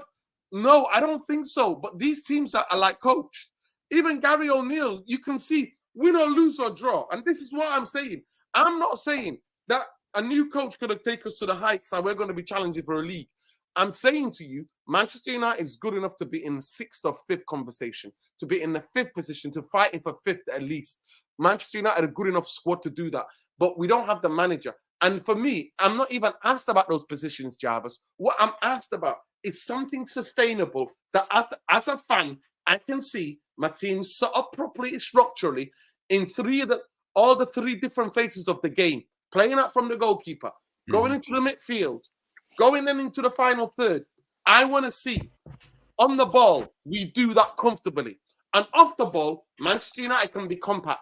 Players know what they're doing. They know where where they cut out the passing lanes. They know how to press if we're going for a high press. They know how to press if you go for mid. If we're gonna set mid-low blocks, I want these details, and I want to be able to see them. I don't want to be making it up and exaggerating. And I certainly do not be fucking conceding 3 fucking goals in how many games? Like, it just don't make sense. But quickly, go to Ben, less so, and then Tom, and then we'll finish because I'm really tired. Unless you want to stay on stream and have the conversation, Jarvis. No, it's okay. But I have to show the pictures. I promised them the last thing about Rashford. Have you got 260? We have 266 now, so I think we reached our mark. Yeah. Sure. Pictures away, Jarvis. Pictures away. Oh my god. Well, this is one of the attacks. Oh, no, it's not the right pictures, are they? That was one of the goals. Yes, though. that was the goal. It's this one. It's this one. They are. I think it was early on. I think it was like the 25 minutes. We are up 2-0 still. They are overloading on our side. You see, they are three against Dalot, 2 against 1. Rashford is here jogging. He's not sprinting. He should be in front of his man. Yep. And this is his man. Next 100%. Picture, still jogging. We see the man is and here's the ball. He's not doing his job defensively. And you see Eriksen is here, Dalot is here, even Martinez has to. You talked about the center back position, but even the center back needs to go out of position. But the most important the position for the center back is in front of goal. But he needs to go out because of the overload. But Rashford just comes jogging home. Yeah. And then again, you see the cross. So again, a bad defensive performance from Rashford. He had a brilliant game today offensively, but defensively, it was terrible. And football is about both sides, people. It's about both sides. It's about both sides. But for me, I personally think he struggles with that aspects of it. But you have to do it with a set team. You can't. He looked really tired today. Did you see he was sitting on holding his hands on his knees just after like 5 minutes? He looked really tired. I don't know if he's down with an illness. That's why he was subbed by halftime. Something happened. Yeah. I genuinely do not know. But you have to give players like him a chance. And I don't think the system that we play in does not give him a chance. Because what happens is that you can't be in that position already when they're literally, it's like we're on a swing. They're swinging us one way and then swinging us an overload and then creating. That's what they're doing. This actually tactics is similar to De Zerbi tactics, this manager. The way they play the game. I was watching them, not just because they have a similar kit to Brighton, but genuinely the way they're on the right-hand side with the 3. It's similar to what Brighton used to do with De Zerbi. That's what happened. But quickly, last word from you, Ben. Last word from the show. And then less so than Tom. Yeah, big up everyone. Big up the panel. Big up Therapy Army. How many likes are we on, by the way? 269. 69. You get 300. Come on, people. Come on, 300. Come on. 280 before we say goodbye, people. Come on, 280. 280. Come on, boys. And can Erik Ten Hag turn this around? Jarvis asked that important question.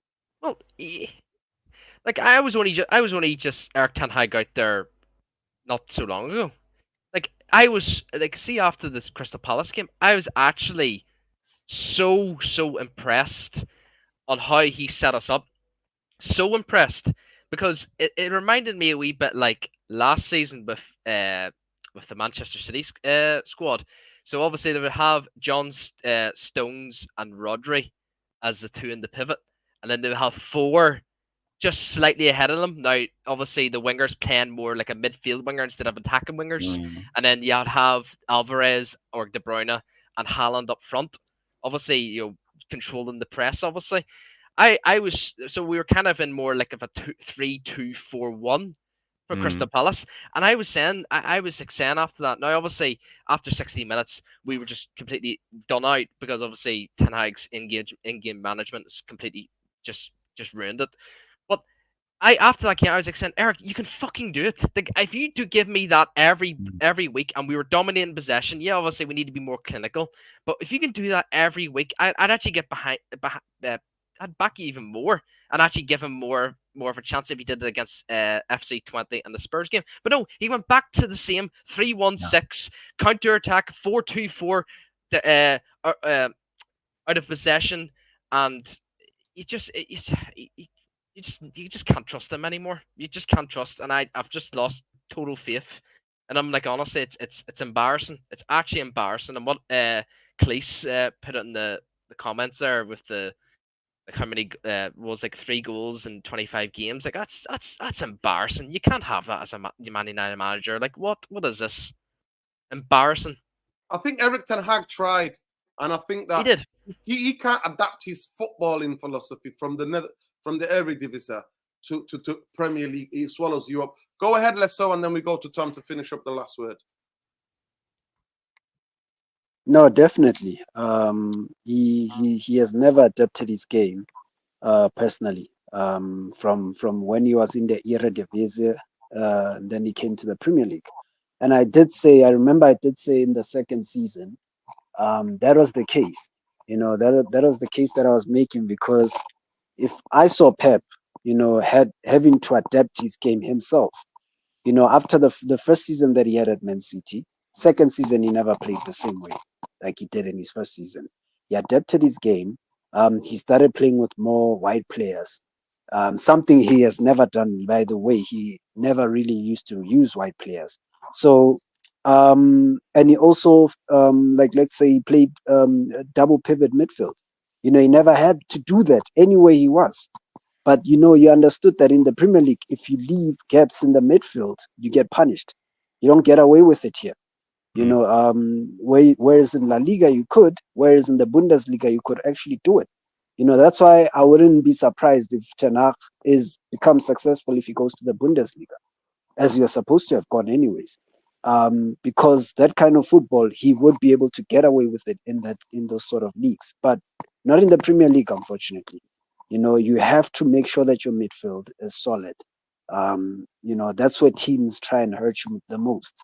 They look at your midfield and they try and play through your midfield. And then, unfortunately, it is what it is. He's at a stalemate at the moment.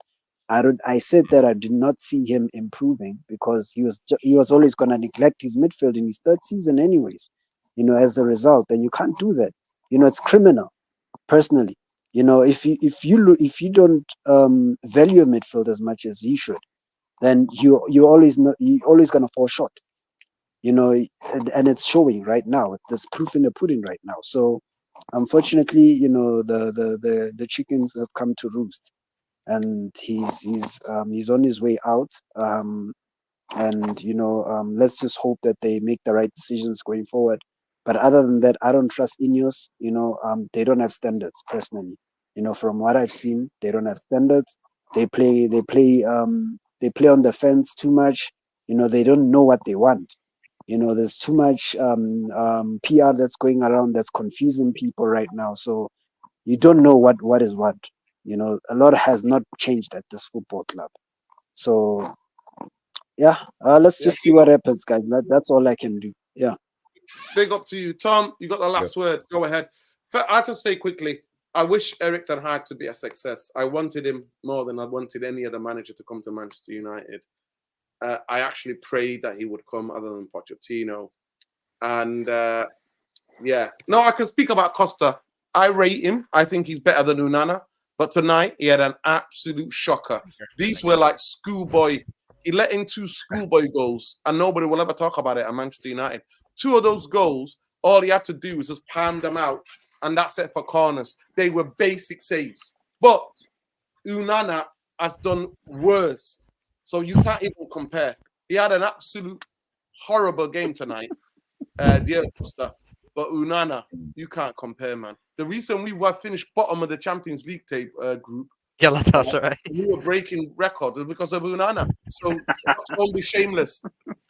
Don't be shameless. Go ahead, Tom. I'm happy. I still rate Diego Costa. I still think he's going to be a fantastic goalkeeper in the future, and can be even for United now. But has he got errors in him? Yes, he has. The best goalkeeper, I think, in the Premier League in the past 3 years, 4 years, was also prone to errors. That's Alisson of Liverpool. How many goals? Go on YouTube. How many goals has Alisson given away at Liverpool by not passing the ball? How many times? At the end of the day, these were fundamental errors tonight. And to me, I get really suspicious about goalkeepers who can't stop the goal from their near post. But the same goal that he conceded tonight, the 2 goals, Unana did it against FC. Was it FC 20? So let's talk about it. Yeah, Go it ahead. was FC20. Yeah. Yeah, go ahead, Tom. Well, put it this way: the so-called hierarchy that backs Eric Ten Hag, when they was asked about if they had an input or a decision on keeping him in the summer, they said no. The two most influential people at this football club, from the financial decision making, in the CEO with Omar Barada, and the football decision making, Dan Ashworth, both said that they had no influence or input on this, on Eric Ten Hag staying. The people who made the decision, and you've heard this tale before, guys, where football people don't make football decisions at this football club. We've heard that story before. Yeah. The billionaire owner, he's not the owner, by the way. He only owns, what is it, Dino? Correct me if I'm wrong, 29%. Yeah. 29%, does he? Yeah, 29% of this football club. So he's not the controlling owner. He's got 29% of the football club. But anyway, so Jim Ratcliffe, the billionaire, who has no footballing success, no footballing experience, apart from whatever you want to call Nice. I call it a fucking project. That's it. He's not done anything that he said that he was going to do when he went to Nice. He's not really lived up to much of it, apart from that he said he'd build them and improve the facilities of the training ground, the stadium. That's it. He has done that. But he's never got them to the level where he was supposedly going to take them to PSG's level and compete in the French league. But him and Dodgy Dave, that's what we refer to him on this channel. Dodgy Dave from Team GB. We all know about the inhaler scandal. Me and Dino's covered this many times. So Dodgy Omar, listen, Dodgy Omar, Dodgy Dan with his emails over at Newcastle, and Dodgy Dave, all these people, I mean, Dodgy Tax, Dodgy and Jim Ratcliffe. Listen, they're all dodgy. They've all got a dodgy side to them at this football club. You can't deny it. Listen, the two one that I said to Dave Brosford and Ratcliffe, they made the decision. They're not football people. Dodgy Dave is a cyclist guy, and Jim Ratcliffe's a businessman and a billionaire. They're not football people. So the fact of that, it was a rushed process to get the people in before the summer. Do I honestly think that a lot of them had much influence over that summer window? I actually don't, personally. You don't come in such short notice. And then, yeah, of course, they're going to work preemptively before they came into the club and that, guys. But they can't put across any of their ideas or their visions in one window. We have got to give these people time. What I will judge those two on in particular, because they said that they didn't have any input. Okay, if we take that on board, whoever they appoint after Eric Ten Hag and the decisions that they take after that will be their decision. So if it fucks up then, we know who you can blame. You can't blame the owners. You can't blame the Glazer family in fucking Palm Beach anymore. We don't even speak about them anymore, guys. That's how much they don't have any influence. I always over blame them. anymore. Sorry, Tom. I always talk about Glazers. Of course we can blame them, Dino, but who speaks about them now? You don't mention them. Yeah, but you don't mention them anymore. Jim's in control. Jim's in the hot seat, mate. He's going to do all this. He's fucking Bob the Builder. He's building you a new stadium. He's going around doing all these podcasts, portraying as this brilliant owner, this brilliant visionary. Okay, well, at the end of the day, they bottled it in the summer. If he didn't win the FA Cup final, they wouldn't have kept him. All the reports before that final, guys, was if he loses the final, he's out. Even if he won the final, there's still a decision to be made.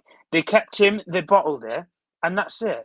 At the end of the day, when they get to this point now where it is untenable, and his position is untenable, guys, because he's not getting results, the performances are shocking, the errors that we're seeing from players is terrible. We can see his tactics, guys. They're just so terribly wrong in the game. And I'm sorry, Dave Brosford is a performance guy, will understand we are not performing anywhere near what we should be. Dan Ashworth will understand that the way that this team is being coached right now is failing us. Omar Barada will understand when you don't get into the Champions League at the end of the season, you're going to lose Adidas sponsorship money.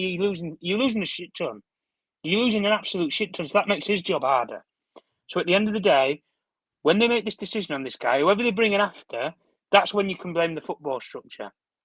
But at the end of the day, those two said they had no influence on it. So, listen, we all have our own preferences and opinions on who we want to come and everything and that, guys.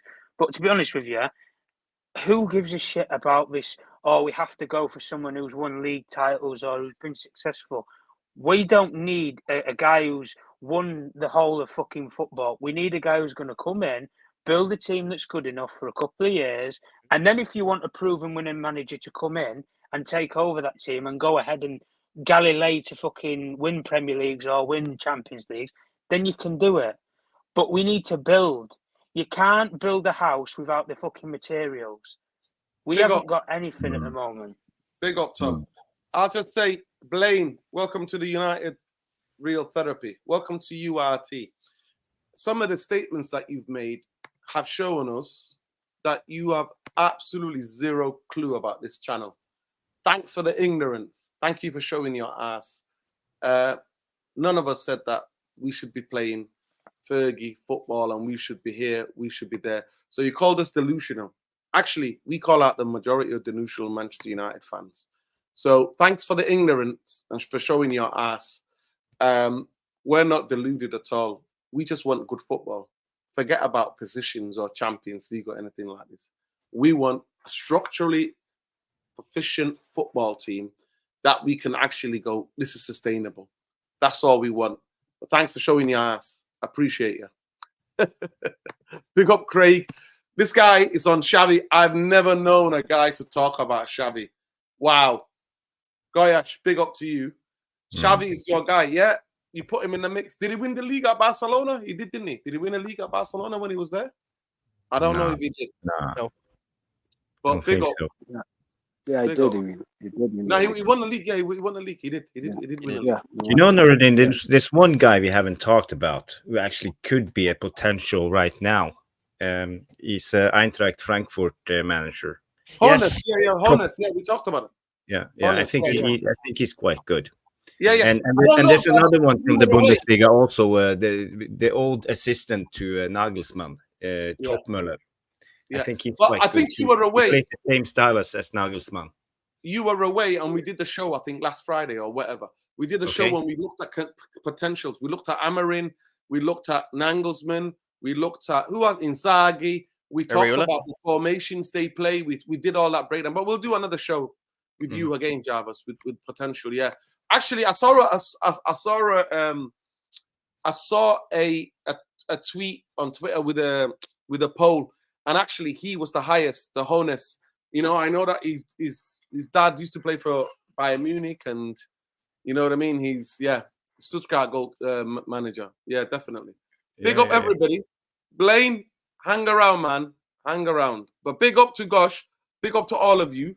Love and light. Big up to Tom. Make sure you catch Jarvis Cocker, Bowley 77. Monday night, see those Jarvis Corner 2-hour show with Stu. Make sure you check it out on Man UFC Realist TV.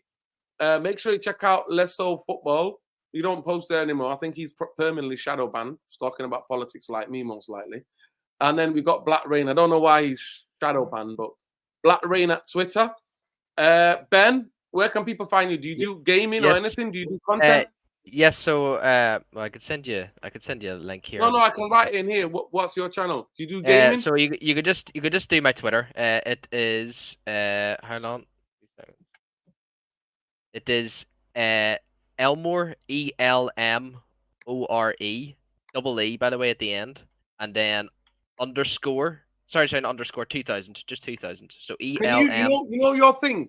You know how you are on StreamYard where it says Ben. Can you? Oh yes. I'm just write it in there. Yeah. 2 seconds here now. Yeah, Jarvis will be back on Monday. Obviously, he was traveling on the weekend and he couldn't do the show, but he'll be back on a Monday night. Yeah. Jarvis Corner 9 o'clock as usual with Stu and the rest of the gang. Stu and Tom and Poppy. Yeah, big up. But yeah, big up to everybody. Love a lot, and big up to sorry, Nuruddin. If you were playing, if United were playing the Derby Bowl, ending up 9th in the table, Brighton, would you be? I know I wouldn't. No, I wouldn't, because that football would be sustainable. That's the problem with me and you. You don't know me. You don't know my football views. No, I will not be screaming. That just shows you. Then I would think you build on that, right? Where can we then go? Because the football matters to me. That's what I'm saying to you. I'm a believer. Good football, bringing better quality with good structure in a football, then you can go, I want to crawl before I walk and before I sprint. And that's what it's going to take. So that's the thing. What me and you don't know. I don't give a fuck where the manager finishes. If there's something for me to back, I will back it. That's the difference between me and majority of the fans. I have to see something to back and understand that there's a gradual improvement. Yeah. Yeah. Big up. But So, you're not speaking for the majority of the fan base. No, I'm That's not, the I'm biggest not. problem Because because our fan majority base of is so huge. We yeah, have majority all of Manchester different United fans expectations. then think that Manchester United should be challenging for a league title, and I don't think so. I think Manchester United have a squad that should be competitive for the Champions League places, but I'm sick of the Champions League because that's what I'm trying to say to you. We've tried this. We've tried challenging for a league. We finished twice second with 2 different managers, and one time we were 11 points behind, the other time 21 points behind. So where has that got us? And then we get knocked out and go into the Europa Leagues. So I'm happy to finish 10th or 9th or whatever, then the season after 6th, then the season after maybe 4th, then the season after that challenge for a fucking league title. That's what I want. But it is what it is. But yeah, Elmore 2000. Do you do gaming? Do you do football? Yeah, content? so I do pro clubs on FIFA, and then I have a separate YouTube channel, but like I'm starting up, like I've got 600 subscribers so far, so I've only just started there, and it's Irish Red Devil TV. Yeah, big up YouTube. people, go and check it out. Big up to Big make up. sure you check out Elite Baller's channel as well. The Elite Baller. Yes. Make sure you check that out. And big up Lesso, Black Rain, like I said. Big up to every one of you. Big up Khalees Ramadeen last year. Big up Tom Journalist one as well. Please make sure you follow Tom Journalist one on Twitter. It's been lovely chatting to you people. Take care. Enjoy the weekend actually. You can enjoy Friday, Saturday, and then Sunday. It's looking a bit technical. Noradin, can we leave on a high note? Yeah, what's Can the I just go? I have Eric Ten Hag doing some dribbling. Oh no! I don't know if you guys have seen this. I will play without sound so we don't get any problems. Oh, Look at him. Look at the technique.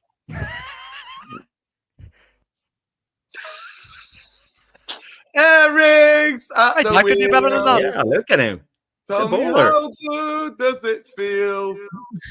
Well, he used to be a midfield player when he was a defender or midfield player. So yeah, I expect him. There's the channel, people. Go and check it out. The Elite Baller 2023. Go and check it out, people. Love and light. Yeah, listen. I actually thought for 20 minutes we played well, but I'm afraid Eric Ten Hag football is only for 20 minutes, and the rest of the 70 minutes was basketball, and you can't play like that. You cannot play like that. And Manchester United have got players, but the structure is all over the place. And it's on Ineos now, so big up. Nerdy, can I just say one more thing? Obviously, free Palestine, fuck Zionism, and our prayers are with Lebanon right now. It's awful seeing right now. It's really is sad. Like, yeah, big up. And that's why I love the Celtic fans. For me, the greatest football fans Facts. when it comes to humanity. Celtic, they got beat away at Dortmund. They conceded 7. Their fans were singing "Free Palestine." And the Nazi, Did you see the clips of the police taking away their flags? The Like, Nazi censoring them? Nazi German police doing what they do. The Nazism is back. Nazism and Zionism are like this. Literally, Zionism comes out of, they took the fucking playbook of the Nazis. 100%. I don't give a fuck what anybody tells me. It is. And that's why the German police, did you see that? I posted a video when they're beating Celtic fans up, beating them up, 3 of them, beating him up. Like, it's crazy. So free Palestine, free the Congo, free Sudan, free Sudan, free Tigray, free Ogaden, free anywhere where people are oppressed, and free Lebanon, man. We got family in Lebanon. You know what? I hope my heart's with them, with the Lebanese people, with the Palestinian people. The more genocide, the world is watching, and fuck the fucking US empire. Fuck the US fucking government. And the British fucking government. And the fucking German government. And the French fucking government. Fuck them all. All those fucking who are providing the weapons that what Israel is using to fucking slaughter people. And fuck the fucking Western media with their fucking racism. They're fucking Nazi-like racism. They're dehumanization. Free the people, free them all, and free their fucking lands. Up the fucking Irish, up the fucking Celtic. And more importantly, fuck fucking Glazers. And fuck Jim the Rat for giving them the fucking money for them to stay. Fuck Dodgy Dave. Fuck Bold Omar Barada. I'm bold, I can say that. And fuck Dodgy fucking Dan. They've got more dodgy fuckers than anyone I know, so fuck them all. And fuck fucking Eric Ten Hag as well. More importantly, yes, Jarvis, fuck Eric Ten Hag as well. Okay. Big up to everybody who did the super chats. Big up Ben, big up Owanski, and big up everybody else. Love and light. Make sure you subscribe to Ben's gaming. Catch him on Twitter, and then you see all his information. Jarvis Corner, like I said, Bowley77. Jarvis Corner, Mondays, 9 o'clock. Stu, Tom, Pepê. They do a proper breakdown. One of my favorite, actually, shows on YouTube. So make sure you check it out, people. And less so, Black Rain. Is that Black Rain? Love and light, people. Look after yourselves. Free the people, man. Stop the fucking genocide. Decolonize. That's what you need to do. You know, I'll tell you quickly. When I was a kid, I didn't understand why the Irish really hated. No, why the British people, like the English people, hated the Irish. And then I found out the truth, how they starved the Irish people. And the Irish people were the first people that they colonized. And they actually starved them to death. They shipped all the food out and left them with potatoes. That's why you find Irish everywhere in the world. Because people were starving to death, the famine, and they had to leave their land. Facts. Yeah. So they were the first victim of English Empire. Big up, people. Love and light. 300 likes. Have we reached 300 likes? Yes, 302. That's amazing. Big show. Enjoyed us. 2 hours, nearly 2 hours. Lovely to be chopping it up with you. I need to go to bed. Peace, love, light. Big up Lesto. Big up Ben. Big up Jarvis. Big up Tom. Sean is having a lovely week in Toronto. That's why I couldn't join us tonight. So big up to Sean. Big up to his missus. I hope they're having a wonderfully romantic week in Toronto. Peace out. Big up Eric with a kick up.